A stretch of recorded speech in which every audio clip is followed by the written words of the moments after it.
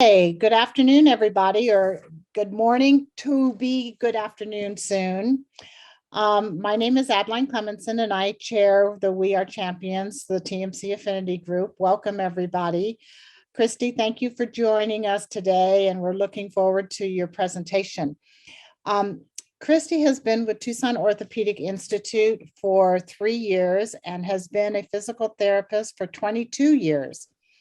You must have started when you were 10. You're very sweet. She enjoys the orthopedic field and working with patients as well as staff in a management role as their area director. She oversees 6 clinics in the Tucson area, and in her spare time, she enjoys spending time with her husband and her 4 kids, as well as running and any outdoor activities. So again, thank you, Christy. Welcome to the We Are Champions group. And without further ado, I'll let you go ahead and begin. And is it best to save the questions for the end, or can we ask questions as you go along? You know, Adeline, I love questions as we go. I think it's appropriate for when our brain is in a certain mode. It's okay to ask as we go. That's fine. Okay, great. All right. So, well, thank you. I am excited to be able to help out this group. I am very passionate about the profession of physical therapy, but most importantly, just general health, overall ability to manage ourselves. And as we all know, aging does not help us when it comes to arthritis. But really thrilled to be able to speak about a topic that I'm passionate about. We see it a lot in the physical therapy profession, but wanted to just, I've got 4 different items that we'll be discussing. And first of all, just a very brief overview of arthritis. There's quite a few variations of arthritis. And the most common that we are, I would say most of us Americans, is osteoarthritis. Osteoarthritis is the number one, and so we'll probably be discussing a little bit more about the osteoarthritis rather than some of the others, but we will be diving into those as well. Then the second point is joint pain, the causes. A little bit more of the in-depth, both in the knees, hips. We'll also talk ankles, but we are going to be specific about the lower extremity joints. However, arthritis is found throughout the whole body. It's not particular to upper or lower extremities. It can be a whole body, even up into the jawbone and even into the fingers and the toes. But it is a systemic disease of sorts. And then the third, we're going to be going into some treatment strategies, and then we'll wrap it up with preventative and maintenance strategies. And with my background in physical therapy, of course, I am very partial to the preventative and maintenance strategies, of which we see a lot in the physical therapy world. I love questions. So again, anybody, if you wanted to either raise a hand, and if we can't unmute, then at least in the chat box, and potentially between Megan or Adeline, if either one of you could let me know, either ask those or whatever you all want to do. I am very open to having good participation. So without further ado, just the brief overview is arthritis. It is an inflammatory degenerative condition, and it can happen at different joints throughout the body. It is common for the inflammatory process to be present mostly in the lower limbs, because that's where we have a lot of our weight bearing and a lot of our impact types of injuries. The spine is also a very common location where arthritis can happen due to overuse, due to injuries, long-term, I call it postural positions, and of course, sports or athletics could also create some injuries or problems in those areas. Smaller joints can be affected based upon impact. There's runners, there's walkers, hikers, bikers. Here in Tucson, it's kind of an exciting outdoor environment that we have. So we will have a lot of individuals. Just had the Tour de Tucson, which we do see a lot of bikers with also some injuries from an arthritis standpoint. So it's not very specific to one joint. So it can affect any of the upper or lower extremity joints. And then, of course, well, treatment we're going to be talking about a little bit later. So when someone suffers from arthritis, what is that? What does arthritis mean? Basically, it is inflammation of a joint. Now, the cause of that inflammation can be numerous. And so we're just going to talk a little briefly about the causes and say, well, maybe that's something that is a cause of my arthritis. We can't just say it's because of age, because there's also some 90-year-olds that do not have arthritis, and there could be some 20-year-olds or even teenagers with arthritis. And so it's not necessarily an age type of disease. Basically, what happens is it's an inflammatory process that happens in the joints, and it's basically caused by enzymes or different proteins that collect from the body processes, whether it's an injury, a chronic inflammatory response at the joint level. Our joints are contained in capsules typically, and whenever there's inflammation in that capsule, you will feel it. It's that tension, it's that pain, it's that swelling with an enclosed area. If you think about a balloon, the more that you expand that balloon, the tighter it gets. And if you think of a limited amount of space and an increased amount of fluid or enzymes inside that joint space, that's the cause of the pain. So it is more of it's due to the inflammatory response. And in this case, it's more of a chronic inflammation that causes long-term osteoarthritis. So these enzymes can have a negative impact on the health of joints if these secretions happen in excess or often. If someone just jams their finger or has a brief sports injury or something, typically our joints can be, they can rebound pretty quickly with fluids, with rest. But if we chronically are injuring or damaging a part of the body, it could lead to more long-term effects. Same thing with other, I'll call it metabolic byproducts, which we'll get into a little bit. It's basically like a vicious cycle. The inflammatory process triggers the symptoms, then preventing the patient from using that affected area due to pain. And then due to lack of movement, the inflammation becomes worse. So it's kind of like a vicious cycle. And we do what we can to try and break up that cycle with the preventative measures that we'll get into in a little bit.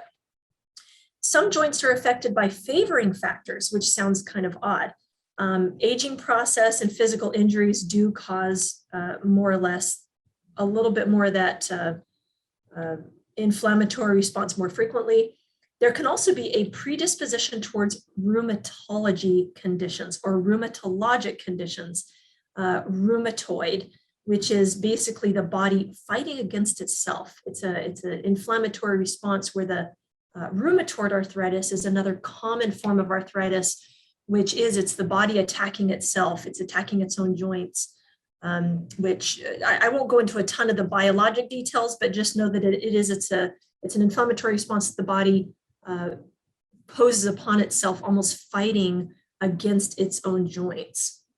And so there can be that very, very severe debilitating rheumatoid arthritis as well. So the overall problem of arthritis is pain. It just causes pain. Now, there might be some people who have arthritis and they don't even know it.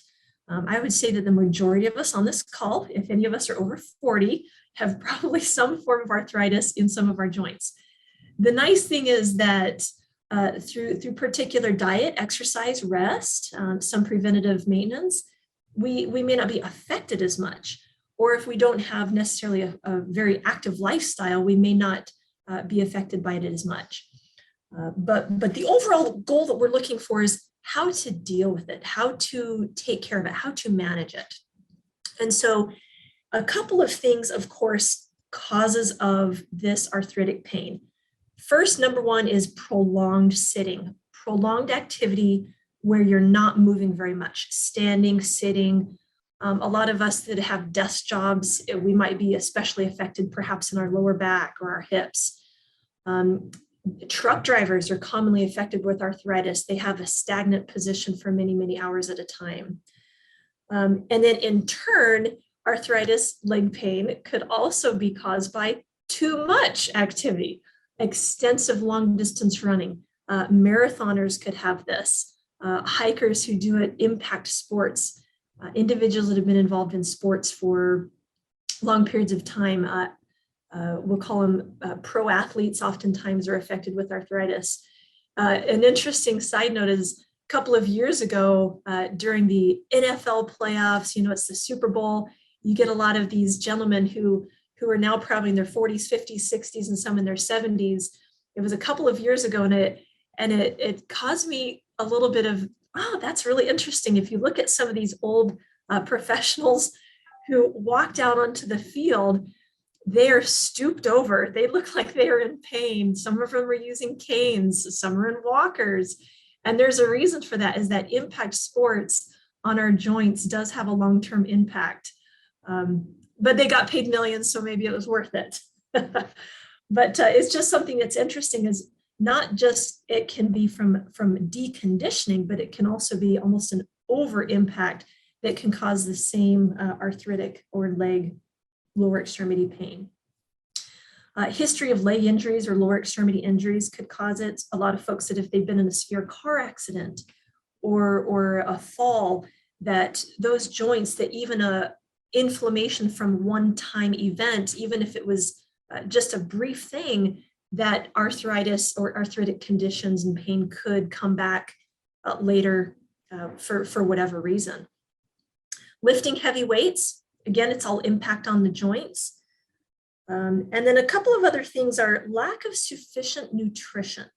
Lack of sufficient nutrition is one that we don't commonly think about here in the United States, is because we are almost over nutrient oriented.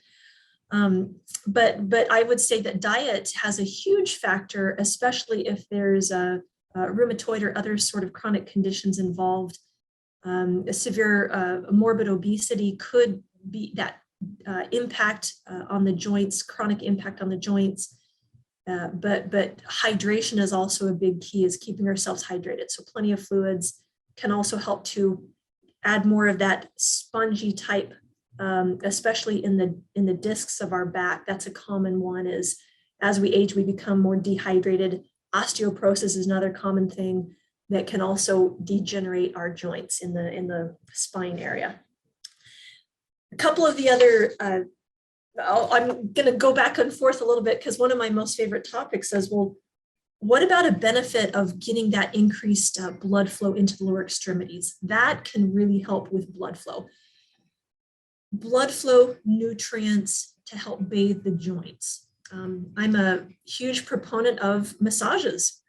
I do not have my own personal masseuse. I wish I did at times, but anything to help encourage blood flow to the joints is a huge preventative and maintenance and treatment protocol that we do for improving dealing with leg pain and chronic arthritis.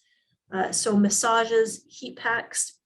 We also, of course, use gentle exercises, anything to help bring circulation to the area.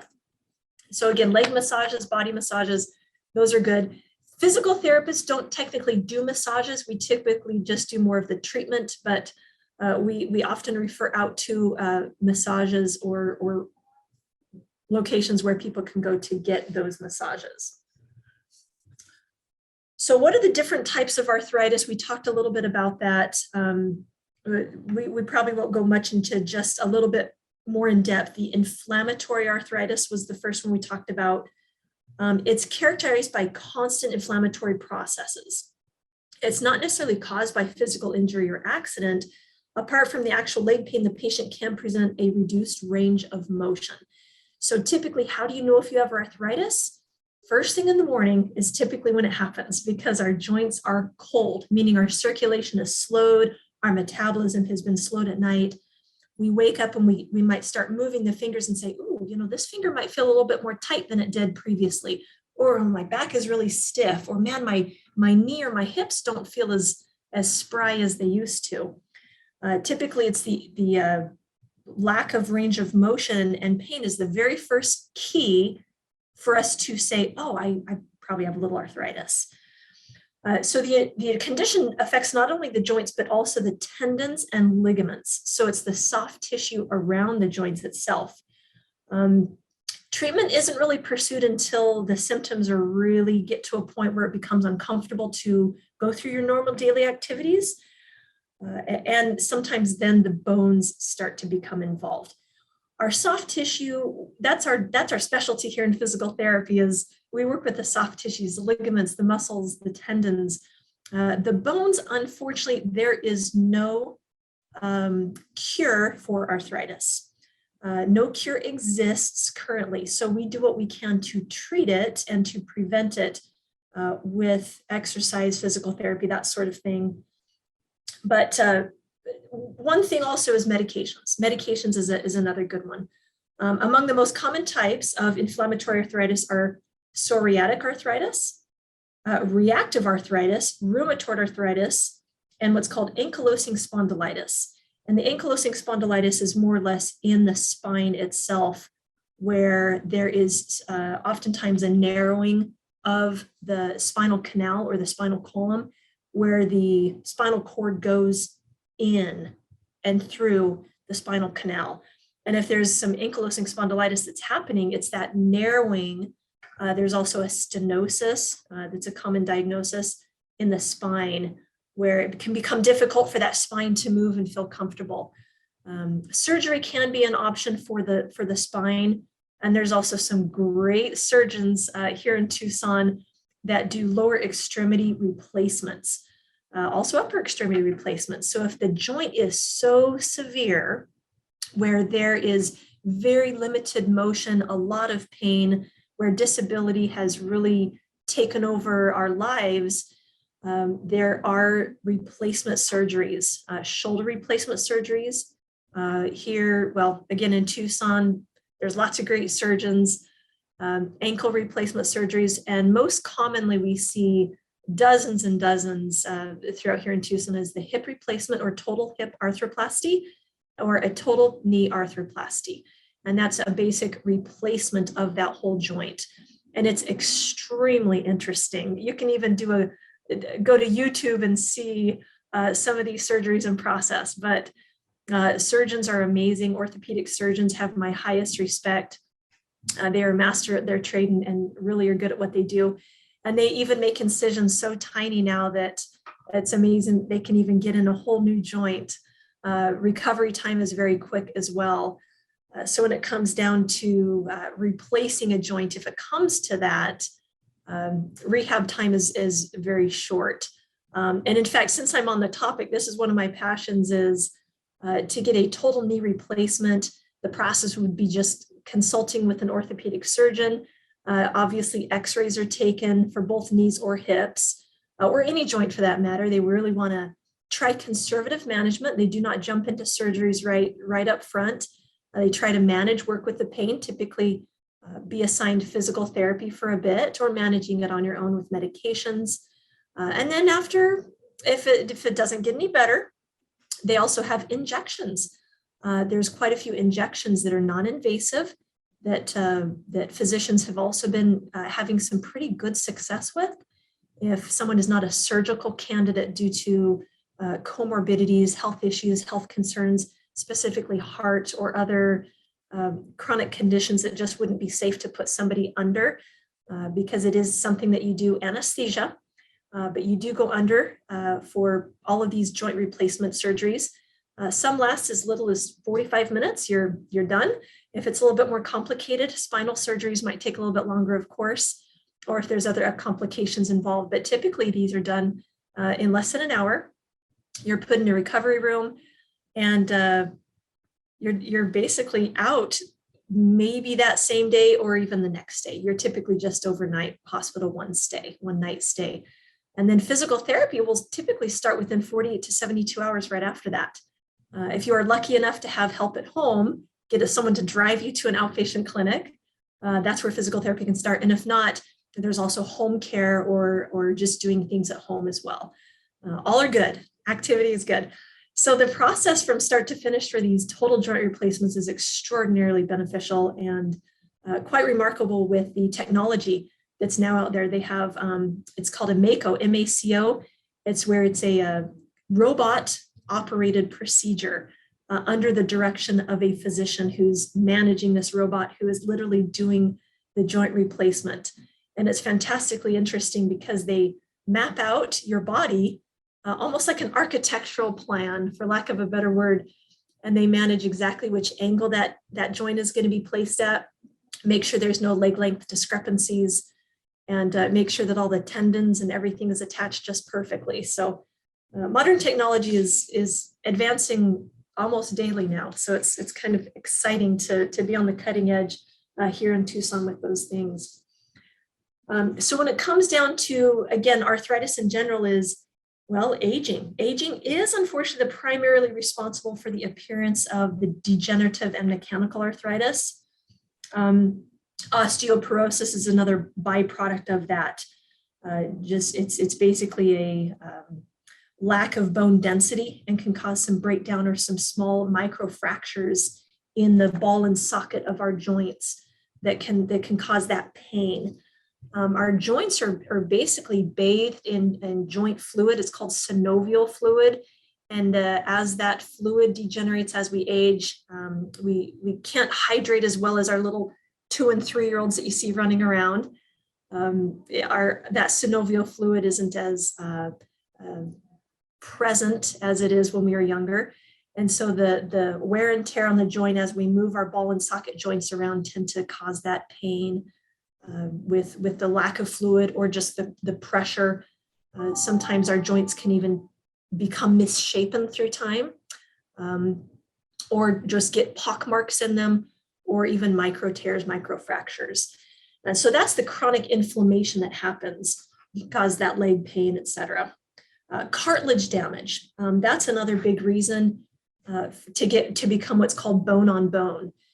If it happens quite often, both in the hips and the knees, where the wear and tear is so significant that what cartilage was there when we were young is now gone. There's typically a little area of space there where cartilage is like a little spongy cushion. If that cartilage gets worn down, it can, or even cracked, torn, frayed, damaged of any sort. Our bones can literally be rubbing against each other. And that, of course, causes additional inflammation and the accompanying pain. It'll also restrict our movement. Now, also, as we age, unfortunately, the body produces less bone tissue. Again, the osteoporosis is a common thing. And it's harder for the body to restore the stability of that joint due to these changes in the overall function. Another thing that could happen is what's called an osteophyte. And an osteophyte is a small bony growth which can appear at the level of that affected joint. And an osteophyte, one of my most favorite osteophytes, is our patella or our kneecap. And that is, none of us are born with a kneecap. When we are born as a newborn, newborns do not have a patella or a kneecap. It's through that pressure as we crawl. That's why crawling is such a significant part of our development phase, is if we're crawling, that patella literally forms on impact. And so if you think about it, anything that we do that becomes bone on bone, it's a protective reaction that our bones have to create additional bones when we have constant bone on bone impact. So if you think about a kneecap, it's a great osteophyte. It's not a bad one, it's a good one. But if we have osteophytes, little projections of bone that can really impede our movement, it's like a little bone inside your joint, and that's extraordinarily painful as well. And it's also limiting on your range of motion. We talked a little bit about arthritis, the osteo version, like I mentioned. Now, when it comes to soft tissue, one of the things, in fact, here I've got a great question. Let me jump into this question. For Megan, yes. What's my recommendation for someone who did 10 years of shots in their hands for arthritis and stopped 7 years ago and it no longer worked? Are there any new procedures? I would say yes. The last 7 years, I would say that there has been quite a few advancements in medicine. And in fact, toy commonly is involved in research studies, and there's many that go throughout the country. We do what's called a PRP injection is another big one. And I have to admit, I would have to look up what those acronyms mean. So I apologize. But basically it's taking your own chemistry, your own blood, and creating an injection. There's all sorts of great things that are out there. So it might be worth it for any individuals out there who've had injections or shots in the past. They have come up with new procedures or new shots, but it's also definitely good to consult with your physician. I would hate to give any recommendations, and perhaps we should probably give that disclosure up front that anything that I say, of course, is just based upon my personal and professional knowledge, but I wouldn't want to give any medical advice. That would, of course, come through the physician. But I would say that anything that has been done in the past would be good to bring up with the physician at this point. So hopefully that helps. Bone on bone, that's where it does become a little bit more difficult. If it's a bone on bone now, any procedure that would be helpful, I would say you'd probably have to get an x-ray and go through the physician. If it's gotten down to where there's really no cartilage left, typically surgeons will then recommend, if you've tried everything, if you've tried physical therapy, if you've tried to even do pool, aquatic therapy is a really good one because it's a non-weight bearing, non-impact type sport to improve the bone, the tissue, the joints. It might be time for a joint replacement, but I never want to say that that's the only thing that people can do to get better, because some people respond really, really well, even if they're bone on bone, with some of these new injections. So hopefully that helps. Keep the questions coming. Good stuff. Christy, Yeah. I have another question. People who have been diagnosed as bone on bone, and they start maybe with Celebrex and they do the salve or gel on the knee. What would be the next step? Is that like cortisone shots, or are there other shots? You talked about the PRP injections. Is that like getting well, you kind of already explained it, but what's the next step with what the shots are? That's a little bit good detail. Is the cortisone is another good form of relief for individuals. Now, cortisone is a steroid, so there are limitations as to how many you can get, and then the duration of time between each one. From my understanding, and again, I would have to check with a physician, is that they typically like to limit those to 3 injections total of cortisone. And there is a certain amount of time between each injection because a steroid does break down surrounding tissue. It's both the benefit and the downfall of it is it will relax the swelling, it will relax the inflammation, and in turn relax the pain. But because cortisone is a steroid, it will also break down muscle tissue. It can also cause real fine, thin skin, and it can break down it breaks down the proteins and can affect your muscle, a little bit of muscle atrophy, and real thin skin.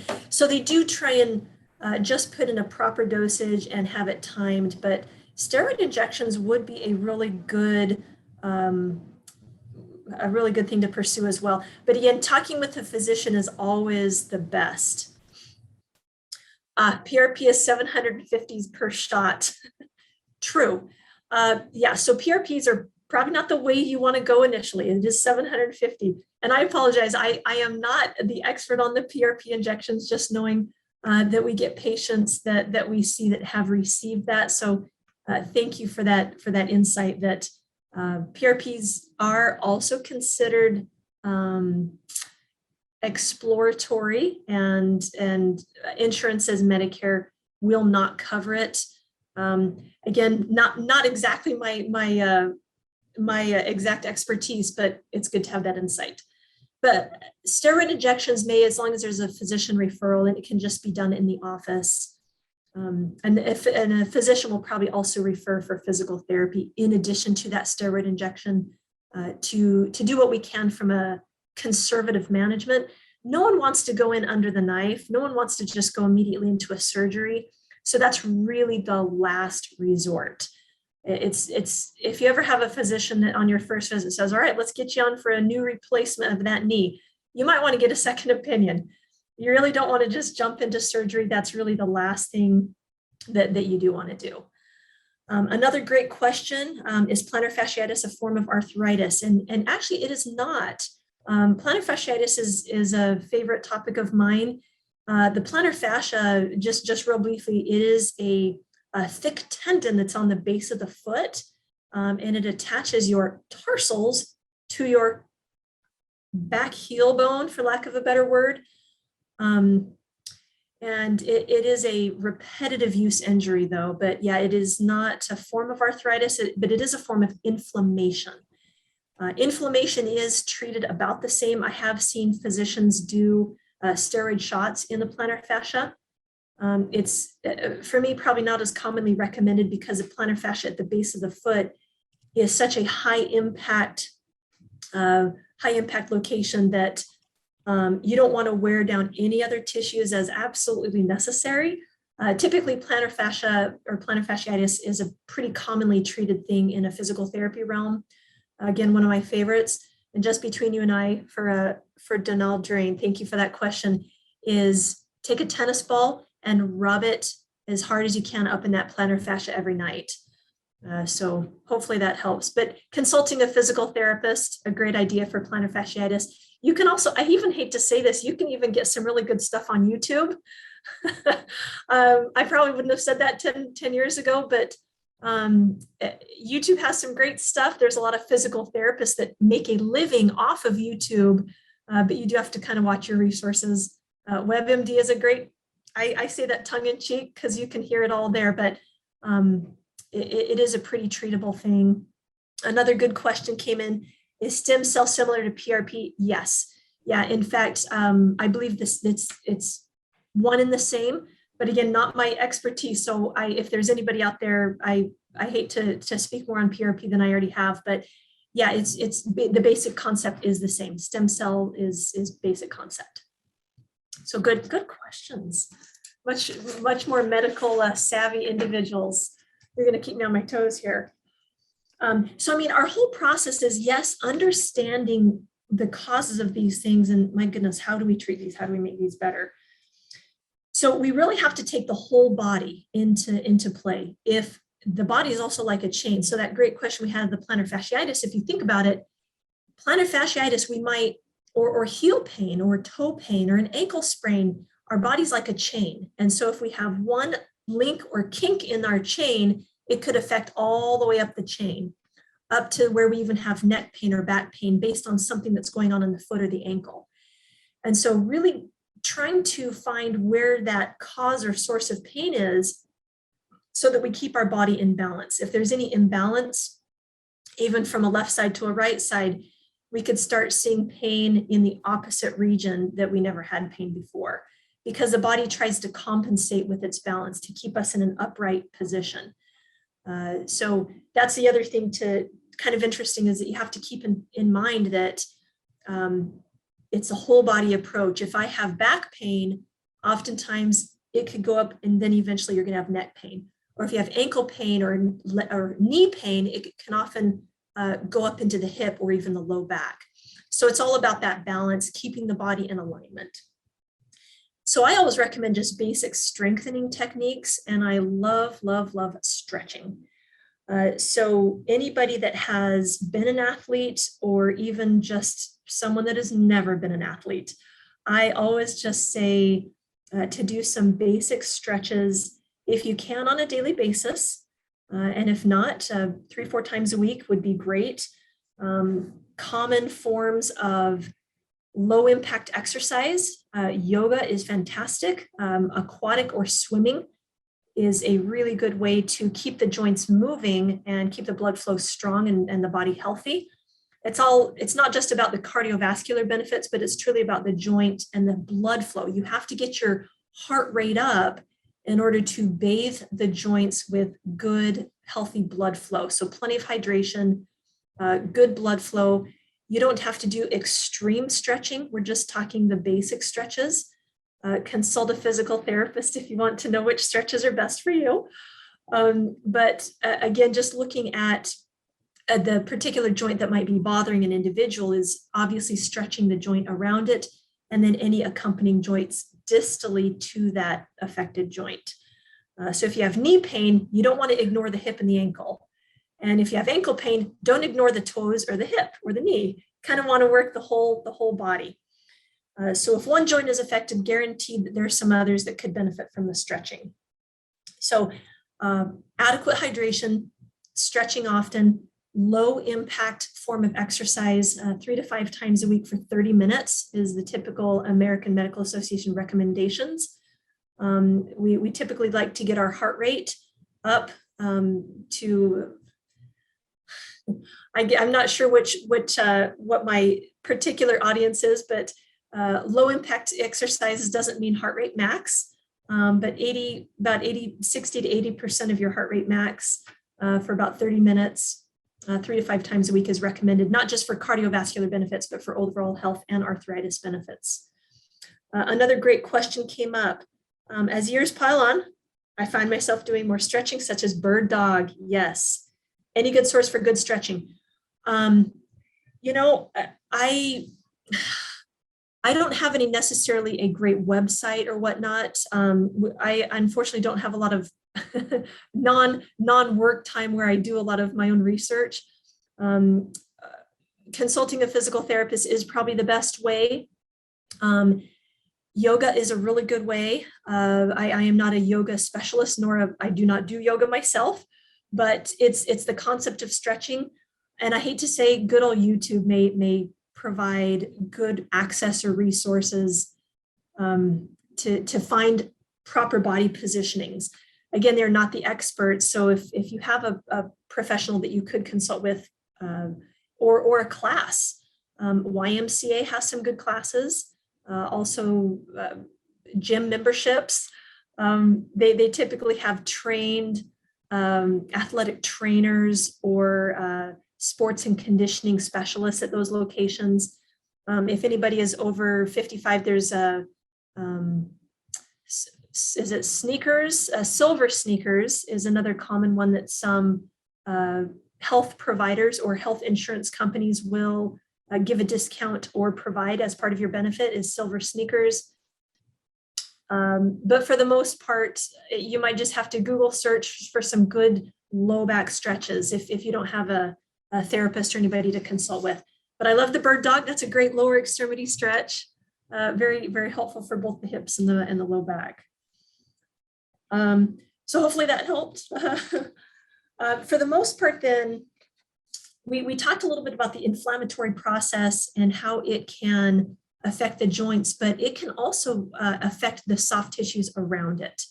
We really want to make sure that we have good, healthy joints, not just bone, but the surrounding tissues. A tight ligament or a tight tendon can also create a tight, painful joint. And so the stretching is really what helps. It's the surrounding joints. Stretching does not help the bone. Stretching helps that soft tissue around the bone, and it helps the blood flow around the bone to help bathe the bone to get the good, healthy nutrients. We need to get that vitamin D. We need to get that calcium absorption, plenty of fluids, plenty of calcium and vitamin D. Here in Tucson, we don't have trouble getting the vitamin D. It helps with the calcium absorption, but we also want to do it in a healthy way, not go out and sunbathe per se, but make sure that your diet has both calcium and vitamin D. Great question here. What do you receive for glutes tendinosis? I'm assuming that that's the gluteal muscles. There's three different, and there's another question above that. Let me do one question first. Are there things you should do to prepare for surgery when you get to that point, strengthen the core? The answer is absolutely yes. So when we're talking about preparing for surgery, we always like to see at least 6 to 8 weeks of gentle, low impact exercise, whether it's something like walking or stationary bike or swimming, to prepare the body for adequate healing. One problem that we see let's say if someone does an injection, let's say they do a cortisone injection or they do a surgery, is we have so many incredible improvement stories for individuals that are a little bit in better shape pre-surgery and how they recuperate and bounce back post-surgery. It's very, very significant. It might almost cut the time in half. And so for individuals that are preparing for surgery, or that it's kind of on the radar in the next couple of years or sooner than that, is get on a low impact type of exercise program, typically walking, swimming, or biking. There's also some great Nordic track kind of does a low impact, ellipticals, anything of that nature to avoid that pound on your joints. But to prepare for surgery that way, it's all about blood flow. The more healthy the capillaries and the blood vessels are surrounding that joint, the better and faster that joint and the skin and the soft tissues around it will heal. Smokers and diabetics have a harder time with surgery due to the blood flow or restriction of oxygenation in the blood flow in those surrounding joints. So we always recommend non-smokers or quit while you can. Diabetics, we really have to have that under control as well before anybody's going to go under surgery. But from a standpoint of preparing, we always recommend low impact exercises 6 to 8 weeks, if not immediately, to prepare for any surgeries. Same thing with cortisone injections. Any physician you go to is probably going to recommend some basic stretching or even weight loss, anything to get the impact off the joints. Extra weight can also add a burden on those joints. So it's really overall health that affects, for the better, preventing arthritis and maintaining a good lifestyle as well as preparing for surgery. A real quick comment, great stretching classes at Animas, River Road in Craycroft. It's a 1-hour class 3 times a week. Good to know for great stretching classes.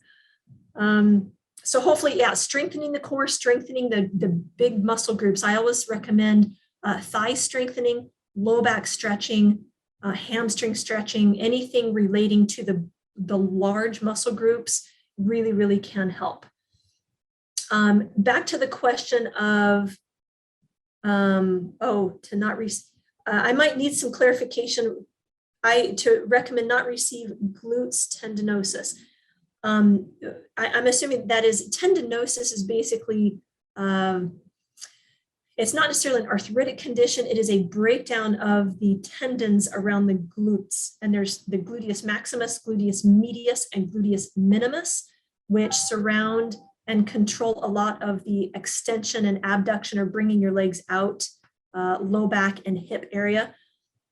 We can treat gluteus tendinosis in a therapy realm. I'm not sure what physicians would do about it. Says diagnosed by MRI bilaterally. I'm wondering for GS, whoever you are, I can perhaps talk with you offline exactly what that condition is and a little bit more to get a little bit more insight. It sounds kind of maybe an offline topic that we can have, if that's good. Okay. So those mediators of the conversation, if you want to connect me with a GS afterwards, that would be fine. So moving along, we've talked a little bit about the bone, we've talked a little bit about connective tissue. So as we've talked a little bit, the connective tissue involves tendons, ligaments, and cartilage. We want to keep all of those healthy because arthritis cannot just affect the bone, but it can affect those surrounding tissues, like we mentioned. And not only the arthritis or the inflammation can not just be inside the capsule, but it can even expand into these surrounding soft tissues. Enzymes and inflammation, it's not fun. And when it's in one area, it can tend to expand into other regions. So keeping ourselves healthy is good. There's also some things like an infectious or metabolic arthritis. Those are a little bit more, obviously less common, but they are out there. And those are, of course, things if you have high uric acid, that is typically found for individuals with gout. It is a severe, almost becomes lumpy or hardened inflammation at your joints when your uric acid levels are high. Urea or uric acid is found often in our urine, thus the name. But if there's a high level of uric acid, it could contribute or find itself in joints in the form of what's called gout. It's another form of arthritis. Definitely not my specialty, and that's something if you do have to for sure consult with your primary care physician. There's good over-the-counter or prescription medications, which we haven't really talked about a lot. As a therapist, I typically do not promote medications. We are all about prevention. Medications can be a fantastic preventative measure. One thing that we often try and get rid of or away from is chronic steroid use for injections, but also chronic narcotic use, which would be the morphine family, the hydrocodone, the oxycodones, those types, which obviously can have some sort of a habit-forming tendency. Doctors are never going to give enough dose for a long enough period of time to create this. However, it is common and it does happen. So we in the therapy realm are all about removing the medicine or the medications from your lifestyle and creating more of a preventative long-term maintenance, so that with stretching, with strengthening, with proper hydration, proper nutrition, proper exercise, good diet, that is more of our realm. A couple of other cool techniques that are fairly new in the therapy world is dry needling. Now, dry needling is similar to acupuncture, but it's with a different form of needle, and it is done at proper joints, rather not in joints. It is not done along a nerve line, typically like acupuncture is done.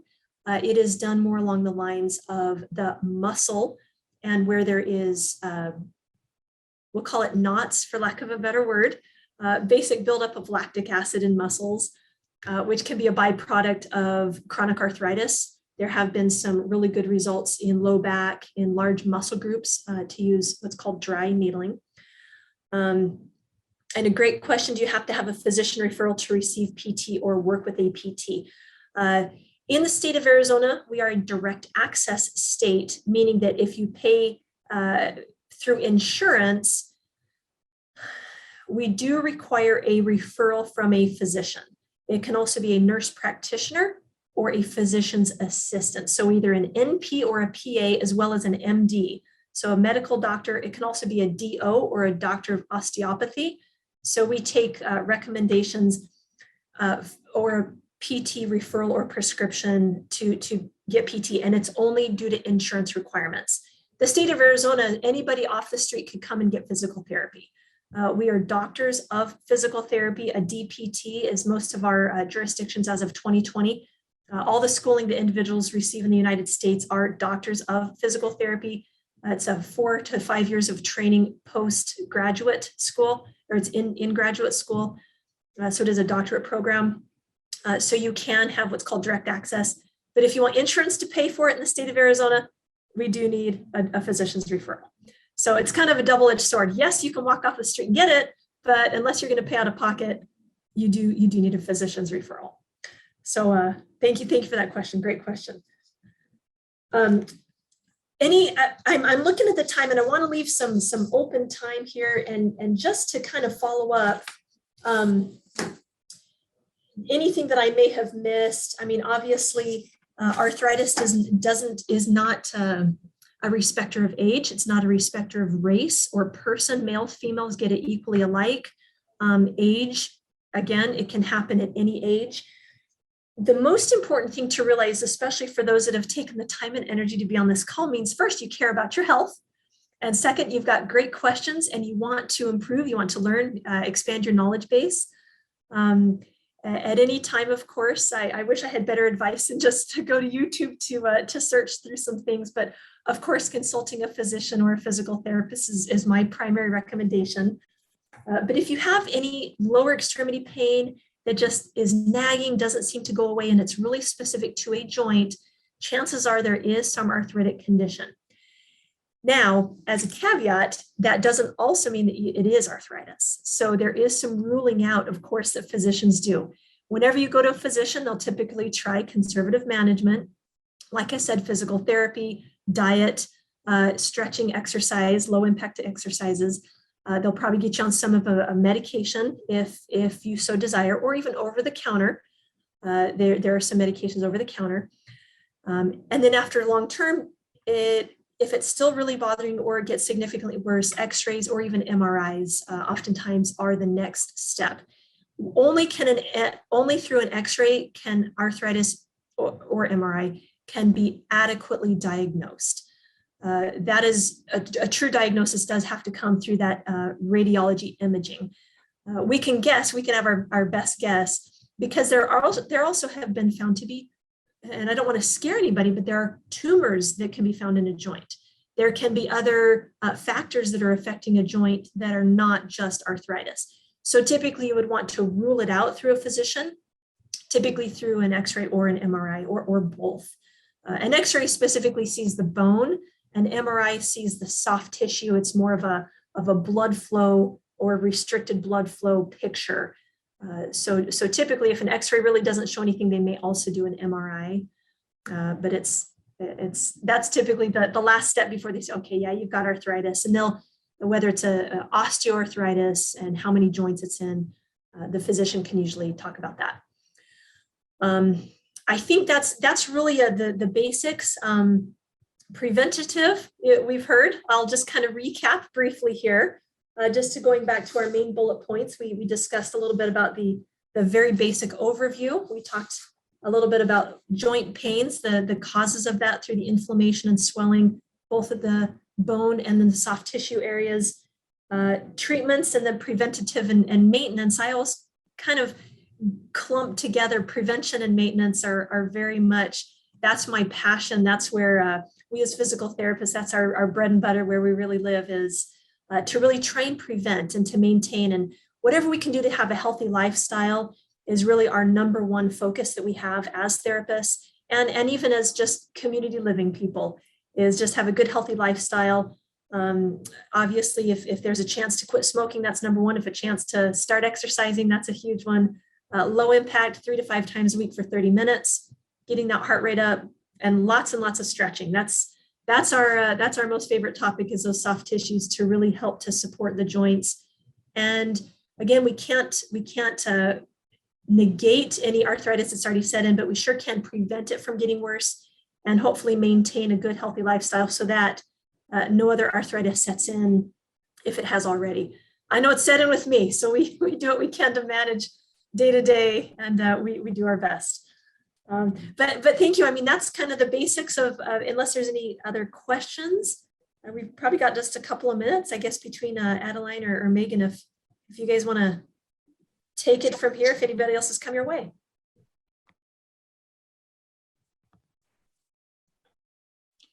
I don't really see any other questions in the chat room, but if anybody who's on the call have questions that you want to ask or put into the chat, please feel free to do that now. Christy, I think you did a great job at answering all the questions that did pop up, and really appreciate all of your time today. And of course, all the details that you shared with us. My pleasure. My pleasure. Here to help with the community, and definitely appreciate the questions that came up. Very good. All right. Thank you so much, Christy. I would ask one last question. Once you hit the phase of surgery, I've known people who have had both knees done at the same time because they fear that if they do one, they're not going to do the other because of the recuperation. But what's the philosophy of physical therapists and orthopedic surgeons now with respect to that? That is a good question. Every physician probably has their opinion. I have personally seen people get both done at the same time, both knees, and I've seen 2 hips at the same time. I have to say that those that were, I'll call it, they're smart or dumb enough to do it. It depends, right?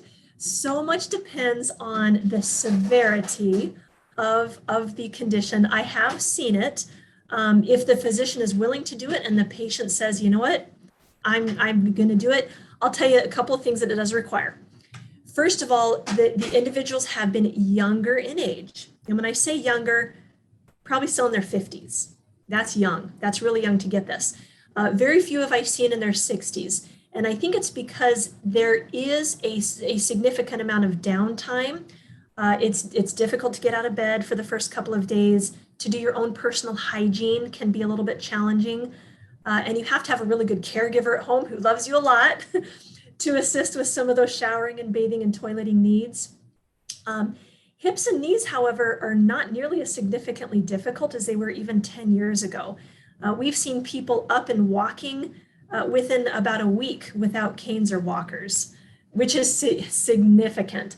I would always leave it up to the physician to consult, and a lot would be based upon what's your home support like, what is your physical capabilities, are you able to do really well now, and do you have a good team, a good support in place in order to do it? You know, so I probably wouldn't recommend bilateral at the same time, just for the fact that there is so much involved with the rehab and the personal hygiene and things of that nature. But if it were me, I would consider it if I had to, just to get it out of the way. If you are very averse to doing surgery, and if you know you won't come back, then yeah, it could be an option on the table. It certainly has been done, but it would certainly be up to the physician and to communicate with the family on that. And I think you touched upon this a little bit before, the rehab. Again, I've known people who have done both the inpatient rehab and outpatient, and then there are some that just go right into outpatient. What's the philosophy on that? That's a great question. I would say that there's 3 different tiers of therapy. So first, when someone first goes and gets their surgery, they're in the hospital probably 1, maybe 2 nights, and it depends on any comorbidities or like blood loss or things that are not foreseen. You would be in the hospital for more than 1 day. There's really not a ton of time to do therapy in the hospital, which I would call phase 1.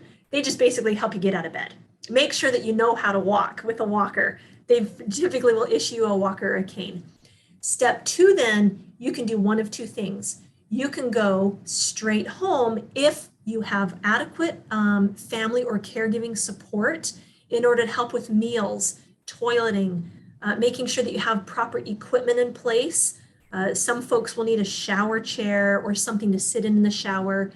So if you don't have adequate support, or if you live alone or don't have adequate caregiving support, then the option would be to go to a skilled nursing facility.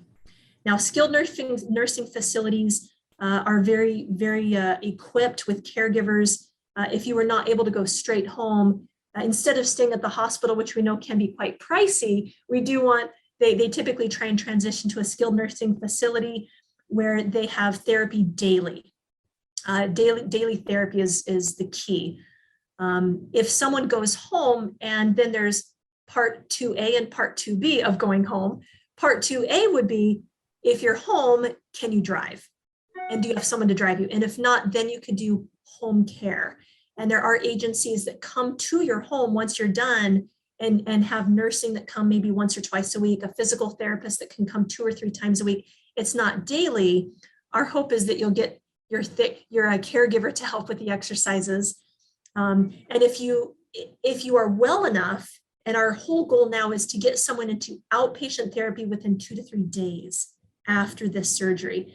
So it requires a couple of hurdles. You have to be able to get home, and then have someone to be able to drive you, doing okay with your own hygiene, be able to get dressed, eat, and leave the house, be gone for about an hour or 2 at therapy, be able to drive back and not just crash at the end of the day, total exhaustion. So in order to go home, there's a couple of different points. From the hospital, it's either skilled nursing or home. And then at home, it's either going to outpatient or getting home care to come in. You do have to be homebound in order to receive home care through an insurance. And so homebound means you don't really have anybody there to support, no ability to drive, or it's fatiguing and a taxing effort for you to leave home for any extended amount of time. So a couple of different forms. And if worst case scenario, you can't do anything, by golly, we just hope you do exercises at home and just do the best you can. That's the worst case scenario, but it still is an option to just rehab yourself. There is incidences of where people have to get manipulated with their knees if they get stiff and tight. You really got to get therapy soon, or your limitations would be exacerbated or made worse if you can't jump into therapy within the first 48 hours. Really is ideal to start those joints moving to get the blood flow going. Great. Thank you so much. Okay, anybody else have any questions for Christy? This is a great topic for us. I'm glad everybody was so anxious with their questions and everything. So we are just about right on time, right on schedule. So if there are no other questions, thank you once again, Christy. You were a great speaker, great information you shared with us. My pleasure. Anytime. Here to help. Okay, great. Thank you, everyone. And if there's no other questions, then Megan, we can go ahead and stop recording and sign off.